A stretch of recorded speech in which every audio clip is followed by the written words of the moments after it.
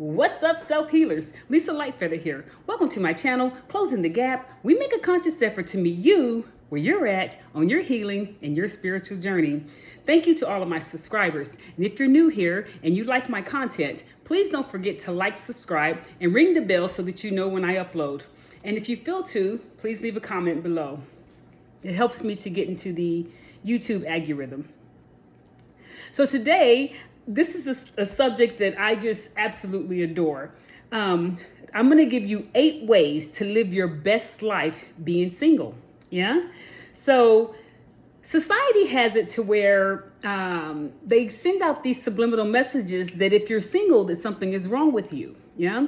And so even before social media, it was kind of sent to, and I'm speaking about women at this point, but it was kind of sent to women that if you weren't married with children, a house, the white picket fence, 2.5 children, and the dog, by the time you were 33, that something was wrong with you, that you were getting too old, you just weren't any good anymore. And let's not even speak about getting into your 40s and going through perimenopause and menopause and then not being fertile at all, then you really weren't worth anything. And so this society has boosted up the masculine energy. And this, let me be clear, this is not masculine against feminine, him against her. I'm not in that energy. Yeah, I'm just trying to give a little background. And so it was given to the masculine that the older they became distinguished. Yes. And as long as they have money, that they can continue to be in relationships, or as long as they are distinguished, they can continue to be in relationships. But women, it was the other way around, that if you didn't get married right away in the midst of your youth, in the midst of the prime of your life, where you're supposed to be having fun and living life, society was pressing that, no, don't do that. Get married, have children, and this is what we will say is successful. It was basically pushing what we refer to as the American dream. Well, as we know, times are changing.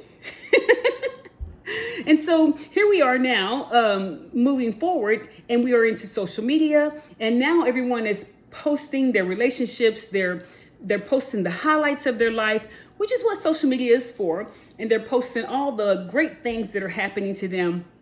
And no one's posting anything that is negative or that is truthful as far as lifing, yeah? And so we're only posting our highlights and all the great things that are going on in our life. And so now we have this impression that we all need the perfect relationship. But I'm convinced that relationships are even harder to get into today because there is an illusion of options. Yeah, so I go on social media and I can pull up 3 or 4 or 5 or 6 good-looking people that are advertising themselves as options. Yeah, and so, but it's an illusion of options. A lot of those people are in relationships already. Yeah, so let's talk about how to embrace being single, how to love your life being single. Because let me tell you something, it's amazing. And I've been in both. I've been in committed relationships and I've been single. And I have to say that single is winning. Now, I'm not encouraging you to just break up with your relationship or anything like that. I'm just saying, I want to give you 8 ways to make your single life be your best life. Yeah? And so let's get started. So the first thing when you're single, it's a beautiful opportunity to sit with yourself, to be with yourself, to get to know who you truly are. So it's a great opportunity to focus on your healing, to be selfish with your healing, to make it about you. Yes? And focusing on your healing, whatever that may be for you, whether it's going to church, whether it's meditating and yoga, whether it's all of the above.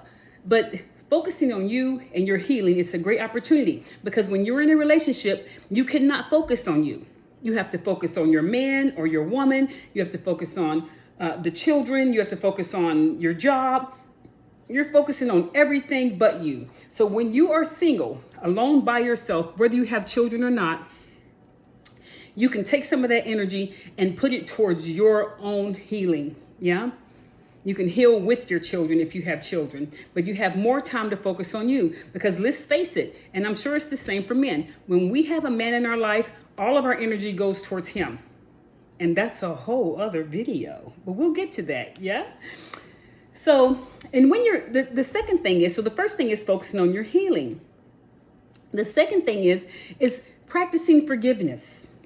Practicing forgiveness from the past mistakes, from the past, forgiveness of yourself for past mistakes or the parts that you played in it, forgiveness of the people who played a part in your life. This is not a time to be a victim. This is a time to stand up and take responsibility. It doesn't have to be anyone but you, yourself, and your mirror. Yeah? And so focusing on forgiveness, working on things such as shadow work and inner child work, being honest with self and saying, what part did I play in this relationship? What part did I play in this, in whatever relationship it is? Yes. What has been my pattern of behavior? And how can I make better decisions? Right?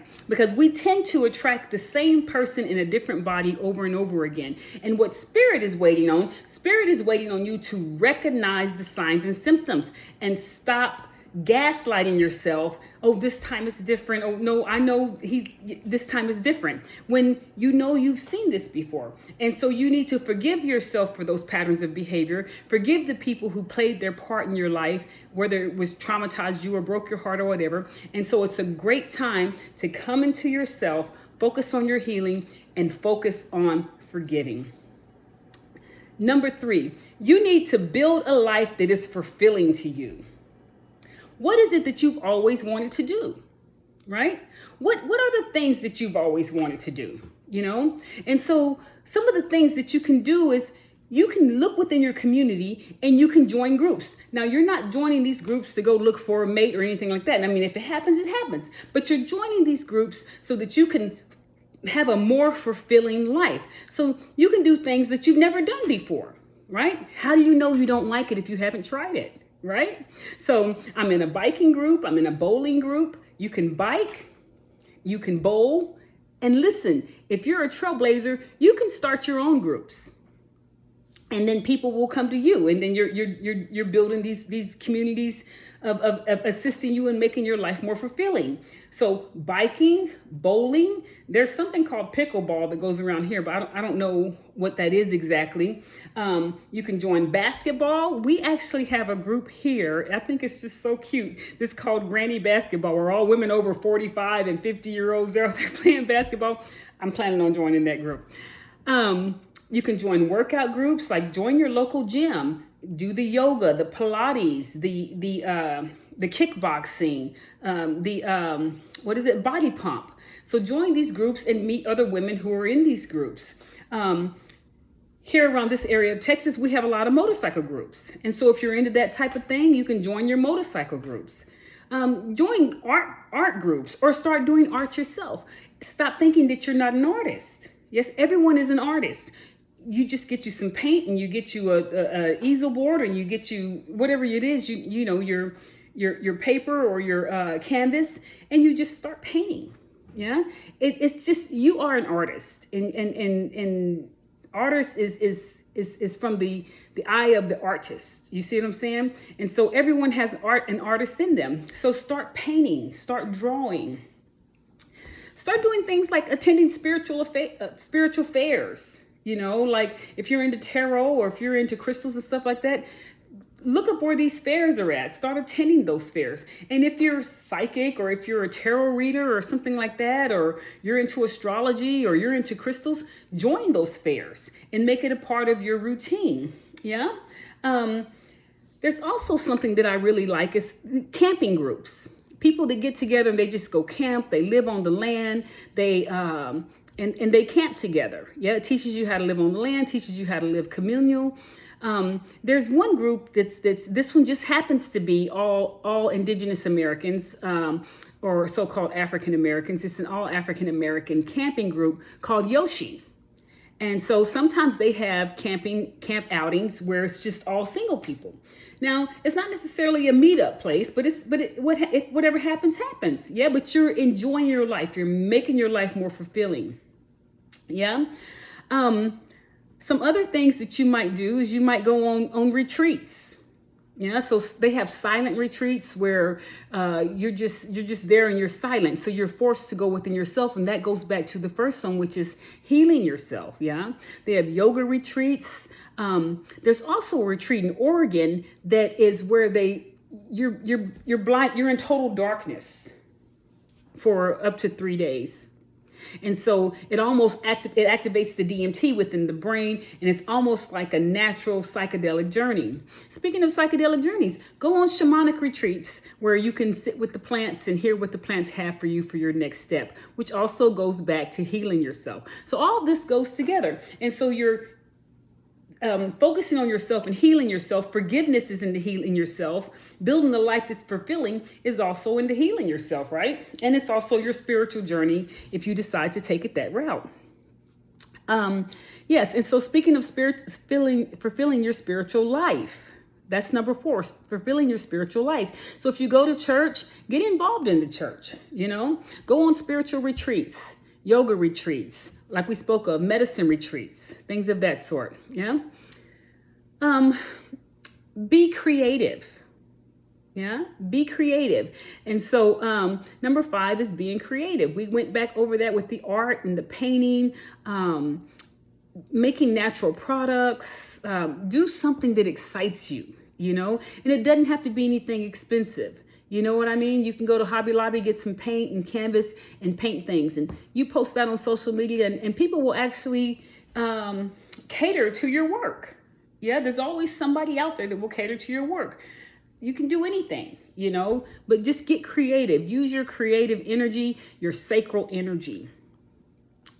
Another thing one can do during their meditation is balancing their chakras. So you're balancing the 7 chakras, and in balancing that, you're balancing your sacral energy, which is where all of your creative energy comes from. So ideals will come to you once you start working on your spiritual practice or building a spiritual practice within yourself. Yes.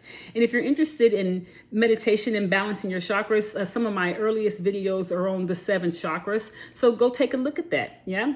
And that will open up. If you feel like I'm blocked, I don't have any creativity, I don't feel like building a fulfilling life, I don't feel like focusing on healing, just focus on your 7 chakras and that will do the work for you. Yeah. So number 6 would be create a sacred space, like wherever you're at within your house, surrounded with stuff that you love. If you have a bunch of junk around you that you don't need, that you've been holding on to just in case you need it, let me tell you something. If you have something in your closet that didn't even cross your mind to wear last year, then get rid of it. Give it to somebody who will wear it. If you haven't worn it in a year, 2 years, 3 years, you're probably never going to wear it. You're never going to get back to that size. And I'm going to wait till I lose weight and get back to that size. Embrace where you are and create your energy. If you get back to that size, you can go buy new clothes. Yeah, you can go to Ross or whatever and buy you some new jeans that are that size. If you get back down to that size, write it on your board and say, I want to be a size 12 or I want to be a size 8, whatever the size you want to be. But don't hold on to the clothes. Release that stuff. Release those things that aren't serving you, because it opens up the energy. It opens up the chi within your home so the energy can flow. Yeah, so get rid of those piles of stuff that's holding on to trauma. Your Facebook page is loaded with your ex.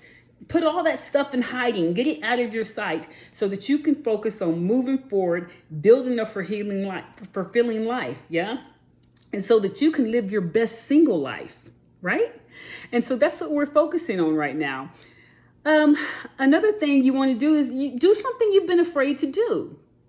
So if you're afraid to travel, right? You can save up for travel on a trip or something. You're afraid to travel. There's plenty of single groups. There's all female groups that travel together. They meet up somewhere and they travel together. There's these cross-country train rides where you're just on the train going cross-country. Now, there's a lot of getting off and getting on, so you have to be able to pay attention to that. But it's a cross-country train ride where you're just on the train and you're just looking out of the window, yeah?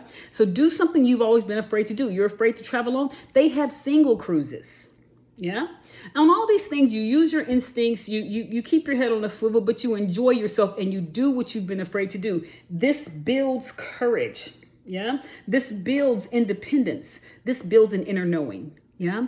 And so when you're single, it's just you and you can just heal yourself, forgive, build your courage, do the things you're afraid to do, open up your creativity. Because if you were in a relationship, all of that energy would be going towards the person in your life, he or she. It'll be going towards he or she.